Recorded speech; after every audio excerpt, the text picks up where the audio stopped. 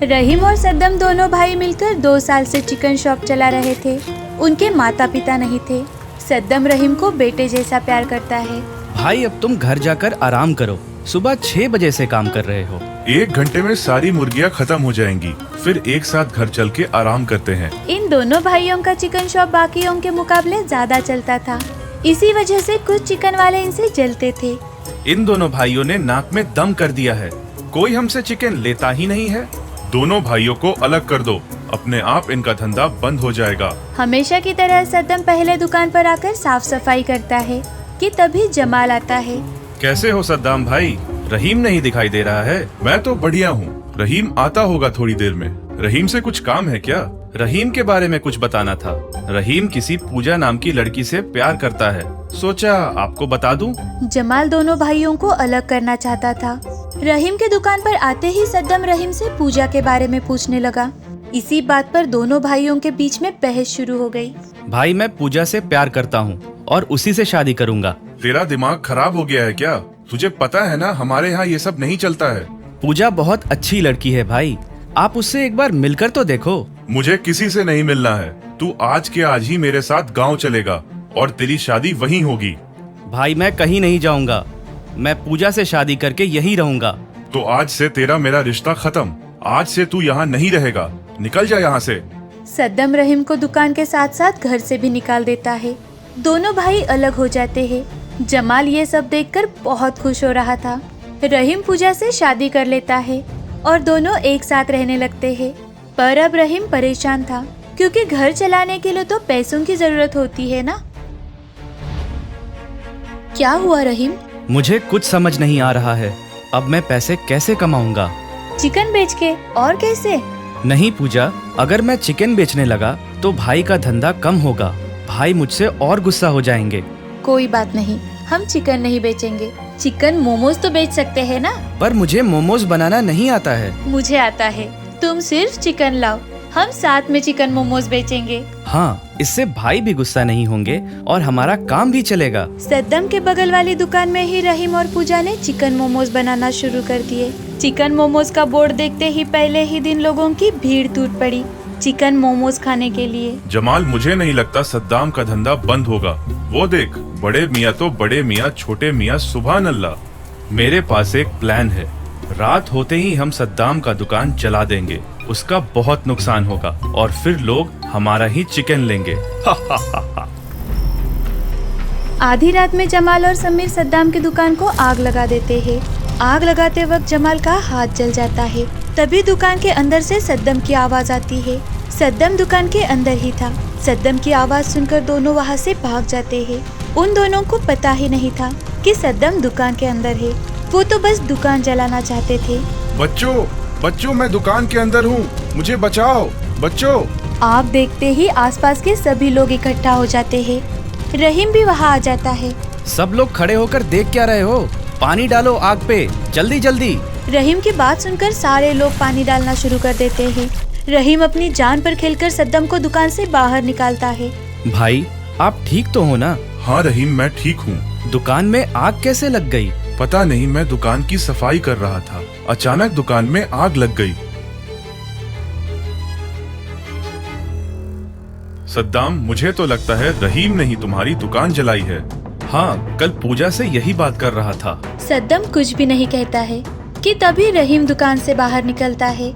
रहीम तुम? हाँ, साफ सफाई में भाई की मदद कर रहा था और पूजा से मैंने ऐसा कुछ भी नहीं कहा था।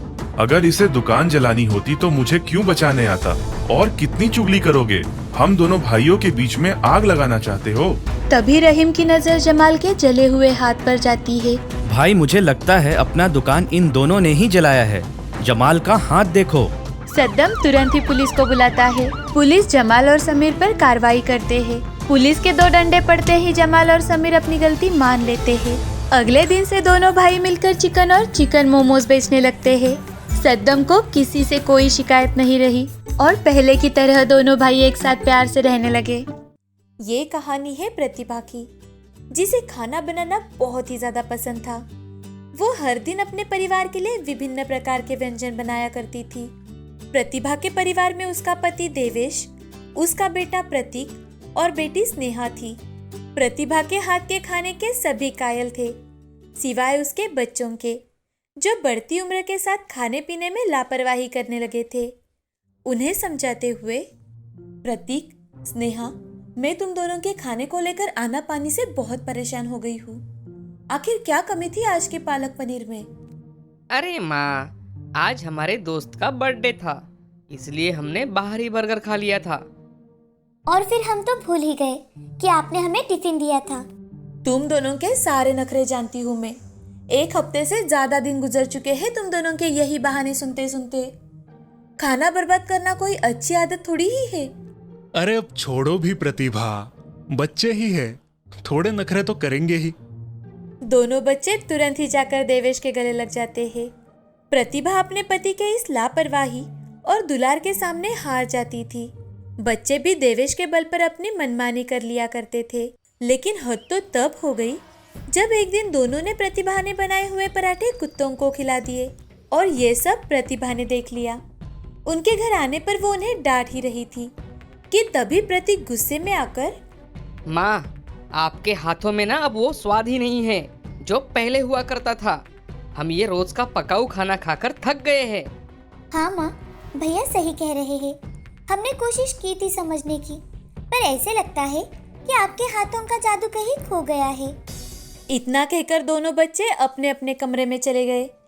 प्रतिभा ने एक लंबी सांस ली और वो खुद से, इनके लिए जितना भी करूं कम ही रहेगा। उस रात प्रतिभा मायूस हो लेटी थी। तभी उसे अपनी माँ का कॉल आता है। हेलो, कहो माँ, कैसी हो? आज आपने इतनी रात को कैसे कॉल किया? बेटी, जल्दी यहाँ आ जा, तेरे पापा को बहुत बुरी तरह से चोट लगी है। अपनी माँ की बातें सुनकर प्रतिभा चौंक गई। क्या हुआ है पापा को? मैं कल सुबह ही वहाँ आती हूँ। प्रतिभा के पिताजी का हाथ फ्रैक्चर हो गया था और उसकी माँ अकेले घबरा रही थी। प्रतिभा ने ये सारी बातें देवेश को बताई और अपने मायके के लिए निकल गई। वहाँ जाकर उसने देखा तो उसके पिताजी बुरी तरह से जख्मी हुए थे। पापा, मैंने आपसे कितनी बार कहा है, अपने सेहत का ख्याल रखिए, जरूरत से ज्यादा मेहनत मत कीजिए, पर आप है जो मेरी एक बात नहीं सुनते। अरे बेटा, इसी बहाने तू हमसे मिलने तो आ गई, नहीं तो गृहस्थी छोड़ के मजाल है तू कहीं जाए। और बता, दामाद जी और बच्चे कैसे हैं? मायूसी बच्ची बनी प्रतिभा ने अपने मन की सारी बात अपने पिताजी को बता दी। तभी उसकी माँ उसकी मनपसंद गुड़ वाली चाय लेकर आई। माँ पिताजी के साय में उसे अपना बचपन वापस से महसूस हो रहा था, लेकिन प्रतिभा इस कारण से अपने मायके नहीं आई थी। वो तो अपने पिताजी का ख्याल रखने और जब तक उसके पिताजी ठीक नहीं हो जाते तब तक अपने पिता की एकमात्र कमाई का जरिया उनका ढाबा चलाने के लिए आई थी। प्रतिभा अपने जवानी के दिनों में यही काम किया करती थी। अपनी माँ से उसने ढाबे के मेनू के बारे में कुछ और जानकारी ले ली।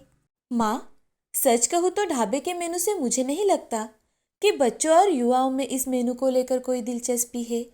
हमारे पुराने ग्राहक भले ही आ रहे हैं, तो तू ही बता हमें क्या करना चाहिए। प्रतिभा और उसकी माँ सोचने लगी। तभी उसे अपने बच्चों की कई बातें याद आ गई, पर इस बार मायूस होने के बजाय उसे एक आइडिया आया। माँ, मिल गया आइडिया। उस रात प्रतिभा ने अपने मोबाइल के जरिए ढाबे का नया मेनू लिखा और उसे सुबह जाकर प्रिंट करवा लिया। अगले कुछ ही दिनों में उसने युवाओं को आकर्षित करने के लिए ढाबे को थोड़ा रेनोवेट किया और फिर अपना ढाबा शुरू किया और अपने नए मेनू के प्रचार में लग गई। आइए आइए, बच्चे बूढ़े और सभी जवान, सभी के लिए एक से एक पकवान। उसके प्रचार की कला और ढाबे का बदला रूप, ये सभी देखकर प्रतिभा ने बहुत से युवा युवतियों को अपनी ओर खींच लिया। छोटे छोटे बच्चे अपने माँ पिताजी को खींचकर ढाबे पर ले जा रहे थे, और ले भी क्यों न जाए। नूडल्स के विभिन्न व्यंजन जो मेनू में दिखाए गए थे, वो जानती थी आज के पीढ़ी को चटपटा और मसालेदार व्यंजन ही ज्यादा पसंद होता है। काकी, क्या आपके पास एग नूडल्स मिलेंगे?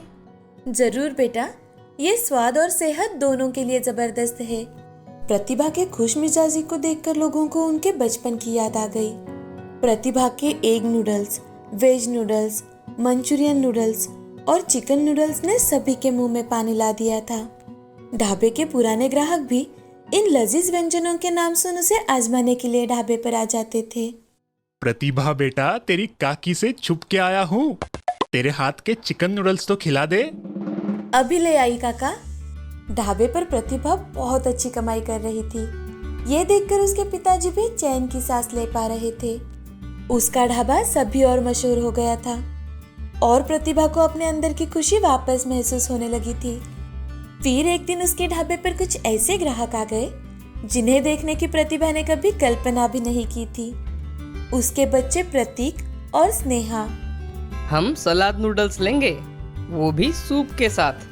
प्रतिभा ने नूडल्स बनाए और उसे प्रतीक और स्नेहा के टेबल पर परोसा।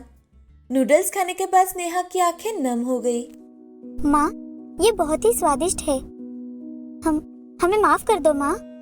नूडल्स वेजिटेबल के साथ अच्छी तरह घुल गए हैं। ये टेस्ट कहीं और नहीं मिल सकता माँ। हम आपके हाथ के जादू को लेकर कितना गलत थे। मुझे खुशी है कि आप लोगों को ये पसंद आया। प्रतिभा धन्यवाद कह के वहाँ से चली जाती है। शाम के समय ढाबा बंद करके वो घर जाती है जहाँ उसके पिताजी प्रतीक और स्नेहा के साथ बैठे थे। अरे बेटी, आ गई। उम्मीद है दिन अच्छा गया होगा। हाँ पापा, दिन तो बहुत अच्छे से गया। आपने दवाई ली? नहीं ली तो मैं अभी दे देती हूँ। प्रतिभा, बच्चों को नजरअंदाज मत कर। दामाद जी ने बताया इन्होंने तेरे बिना बहुत तकलीफ झेली है। ये तुझसे माफी मांगना चाहते हैं। माँ, इससे पहले आप कुछ कहे, हम अपनी गलती मानना चाहते हैं। आपका कहा ना मानने का ये असर हुआ कि मुझे और स्नेहा दोनों को पेट में इन्फेक्शन हो गया था। माँ, बहुत दिनों से आपकी याद भी आ रही थी, इसलिए हमने सोचा आपको ढाबे पर ही मिल ले। माँ, क्या आप हमसे सही में बात नहीं करेंगी? प्रतिभा बिना कुछ कहे अंदर चली जाती है और कुछ देर बाद दाल, चावल और सब्जी लेकर बाहर आती है। खाना खा लो और आराम कर लो, सफर ने थका दिया होगा। अब दोनों बच्चे प्रतिभा के गले लग गए और प्रतिभा भी भावुक हो गई। माँ, हमें एक और मौका दे दीजिए। अब हम खाने में बिल्कुल आनाकानी नहीं करेंगे। एकदम पक्का वादा है माँ। प्रतिभा मुस्कुराई और उसने दोनों को गले लगाकर उन्हें माफ भी कर दिया। कुछ हफ्ते बाद वो अपने ससुराल चली जाती है। अब ढाबे पर उसके माँ पिताजी काम करने लगे, वो भी प्रतिभा के बनाए गए मेनू के साथ। यहाँ प्रतिभा ने भी तय कर लिया था कि वो समय मिलने पर अपने पिताजी के ढाबे पर काम करने जाती रहेगी। और इस तरह नूडल के ढाबे के बदौलत प्रतिभा ने अपनी खोई हुई खुशी और बच्चों का सम्मान दोनों को जीत लिया। हम अगर किसी चीज में रुचि रखते हैं और उसके लिए मेहनत करते हैं तो हमें सफल होने के लिए कोई नहीं रोक सकता।